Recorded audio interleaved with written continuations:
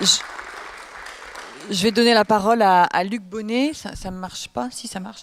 À Luc Bonnet, donc Association Un autre futur, les votes du salariat et la non-démocratie économique.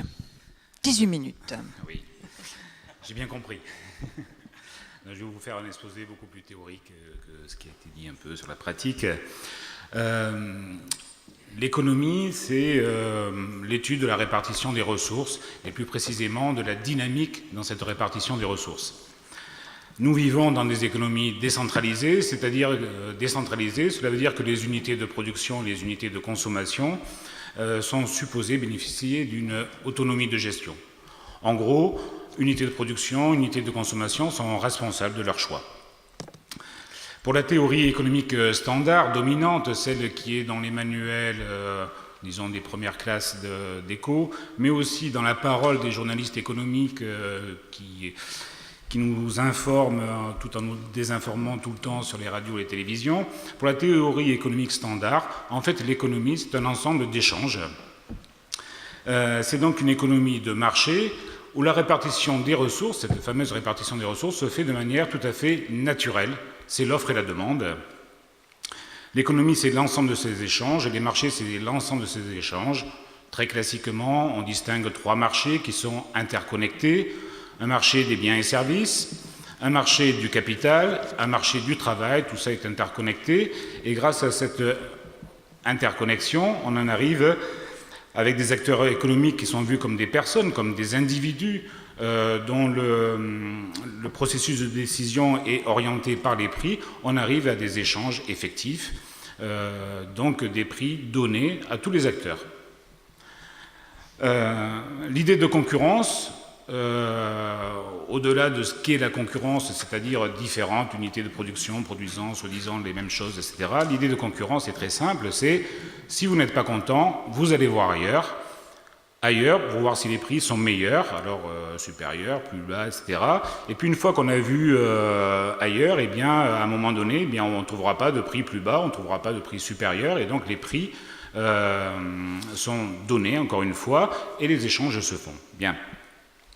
On a donc une économie où tout marche de manière, on va dire, naturelle. Dans cette perspective, cela veut dire une économie où il n'y a pas de lieu de pouvoir. Il n'y a pas de lieu de pouvoir. Le marché est certes une contrainte, mais une contrainte naturelle, au sens où si vous approchez du feu, vous allez vous brûler. Pas besoin de vous dire que vous allez vous brûler. Et la deuxième fois, vous ne vous approchez pas du feu.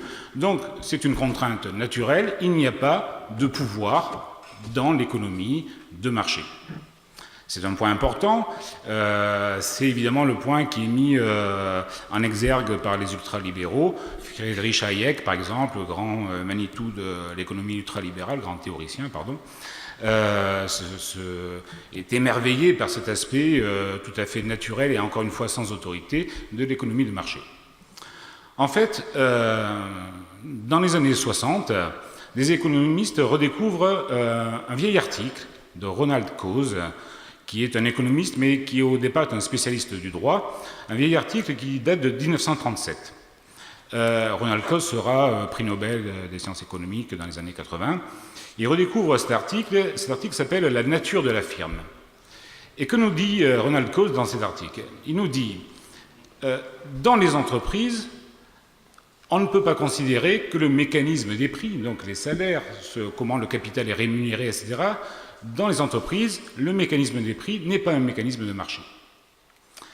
Ce n'est pas un mécanisme de marché parce que les travailleuses, les travailleurs, dans l'entreprise, ne sont pas des unités de production gérant de manière autonome leurs services. Il n'y a pas de gestion autonome des travailleurs dans l'entreprise. Et ce qui définit universellement, et plus particulièrement, par exemple, dans le Code du travail en France, la situation de salarié, c'est la subordination à l'employeur. La subordination à l'employeur, ça veut dire que vous ne faites pas ce que vous voulez dans l'entreprise. Alors bien sûr, quand vous appelez un artisan, vous demandez une prestation. Mais la différence, c'est que l'artisan, il viendra à 9h, il viendra à 7h, il s'engage sur une prestation. Dans l'entreprise, il n'est pas question de ça, bien évidemment. Ça, c'est l'aspect fonctionnel. Mais au fond, qu'est-ce que ça veut dire la subordination à l'employeur? Ça veut dire que cette fameuse répartition des ressources qui se fait par le marché de manière naturelle, automatique, sans lieu de pouvoir, dans l'entreprise, la répartition des ressources, elle dépend de l'employeur. Elle dépend de l'employeur en amont, c'est-à-dire dans sa visée de l'entreprise, ce qu'elle doit remettre, avoir comme recette, et bien sûr en aval, une fois que la recette est arrivée, dans la répartition de cette recette entre les différents acteurs, et notamment ce qui classiquement sont des travailleurs, des prêteurs de capitaux, mais qui par la magie de la propriété de l'entreprise deviennent des capitalistes ou bien des coopérateurs dans une coopérative de production. On a là quelque chose qui est quand même assez important, le sera remarqué évidemment dans l'économie, puis vous savez en sciences économiques, quand quelque chose est un peu nouveau, eh bien c'est super, on en fait une nouvelle branche. Donc il y a l'économie de gestion, de management des entreprises, et puis là on est tranquille. On ne remet pas le paradigme de l'économie de marché en cause pour autant, et pourtant, dans nos sociétés, qu'on peut appeler capitalistes avancées, c'est près de 90%, on ne s'en rend pas toujours compte, même si dans la vie quotidienne on s'en rend bien compte, mais c'est près de 90% de la population active qui est salariée. Près de 90% de la population active dont les ressources dépendent de la répartition des ressources effectuée par les employeurs, et pas eux. C'est ce que j'ai appelé, et je vous le dis de manière un peu opportuniste pour les reclusiennes, les sans-vote du salariat. C'est-à-dire que ces salariés, subordonnés à l'employeur, eh bien, ils n'ont pas la possibilité de délibérer, de participer à ce qui peut être la gestion de l'entreprise, c'est-à-dire aussi bien des choses très pratiques, comment on travaille, mais aussi des choses très économiques, au sens où va l'argent à la fin. Vous comprenez bien, et nous comprenons tous, que suivant que l'entreprise est propriété de capitalistes, qu'est-ce que c'est qu'un capitaliste ? C'est celui qui, dans le schéma théorique, est apporteur de capitaux, qui prête des capitaux. Quand le capitaliste prêteur de capitaux devient le patron de la boîte, il a des capitaux qui, normalement, et c'est pour ça que je parlais de vision en amont et puis en aval, en amont vont lui rapporter beaucoup plus que simplement s'il prêtait des capitaux sur le marché. Quand il est employeur, l'ensemble du profit, du bénéfice, lui revient. Là encore, si l'on déporte le regard et si on passe du salariat à la coopérative de production, la coopérative ouvrière, on a parlé tout à l'heure des un petit peu, alors ancien régime, mais bon, les coopératives qui ont été mises en place par des travailleurs et notamment évidemment des gens qui étaient dans le socialisme, dans l'anarchisme. Dans la coopérative de production, on n'a plus ce statut de subordination à l'employeur. Les travailleuses et les travailleurs se considèrent comme un groupe de pairs, ils vont s'occuper de la gestion de leur, entre guillemets, boîte, et là nous avons une répartition des ressources qui va être fondamentalement différente, ou foncièrement différente.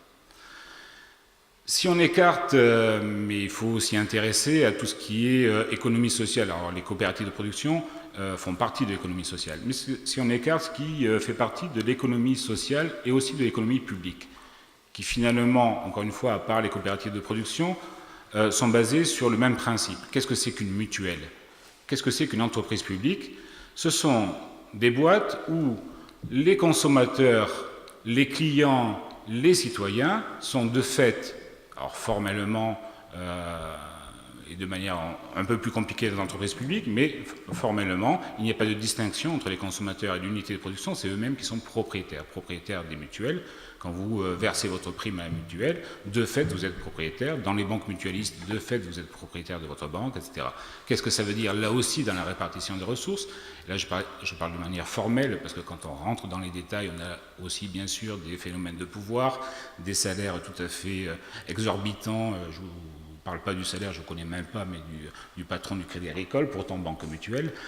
Bien, on ne va pas rentrer dans ce débat-là, mais quand il y a dans un organisme mutualiste, et bien évidemment dans une entreprise publique à caractère marchand, quand il y a un bénéfice, eh bien c'est un excédent de gestion. L'excédent de gestion, il revient à l'entreprise, soit sous forme eh bien, de primes pour des salariés, soit sous forme évidemment d'investissement, etc., etc. Donc nous avons une répartition des ressources qui va être très différente, suivant que le salarié est sans vote, où que le salarié a tout à fait le droit de vote. Et je voulais conclure, donc oui, je suis assez rapide, je crois, hein, très bien, voilà. Si la démocratie se veut, et ça a été dit, ou est voulue par les citoyens comme toujours plus inclusive, procédurale, au sens où les citoyens exigent toujours plus de participation aux délibérations qui les concernent, le statut des sans-vote du salariat apparaît bien comme une anomalie politique au sein de nos sociétés dites démocratiques. Le problème est toujours dans ces cas-là de trouver la traduction. On parle de politique, de démocratie, qu'est-ce que ça veut dire en économie? Qu'est-ce que ça veut dire en économie? Pour les théoriciens, ça ne veut strictement rien dire. On parle un langage d'un côté, on en parle un autre langage de l'autre. Et donc la traduction, c'est bien cette question de la répartition des ressources, ce qui veut dire, et je boucle sur la période de reclus, ce qui veut dire qu'on doit toujours se poser la question, et même aller au-delà, c'était les espoirs révolutionnaires il n'y a pas si longtemps, on doit toujours se poser la question que se posait Proudhon, pourquoi le capital commande le travail? Je vous remercie.